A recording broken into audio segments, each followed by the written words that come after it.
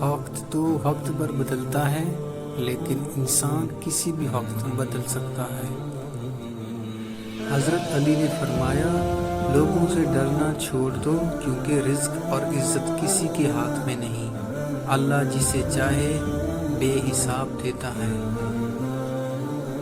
دوسروں کے لیے اچھا سوچو گے تو اللہ سبحانہ و تعالیٰ تمہارے لیے راستے بنا دے گا اور مشکلیں آسان کر دے گا۔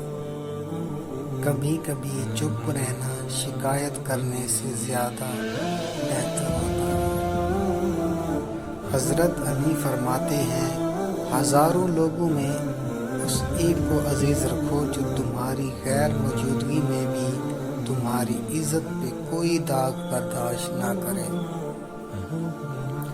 یہ احساس بھی بڑا سکون دیتا ہے کہ کوئی جانے یا نہ جانے، اللہ تو جانتا ہے۔ ہر پریشانی میں نماز کی طرف متوجہ ہونا نبی صلی اللہ علیہ وآلہ وسلم کی سنت ہے۔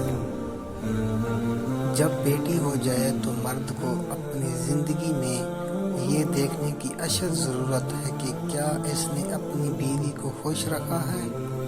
کل کو میری بیٹی کی شادی میرے جیسے رویہ رکھنے والے شخص سے ہو گئی تو کیا وہ خوش ہوگی یا پھر غمگین؟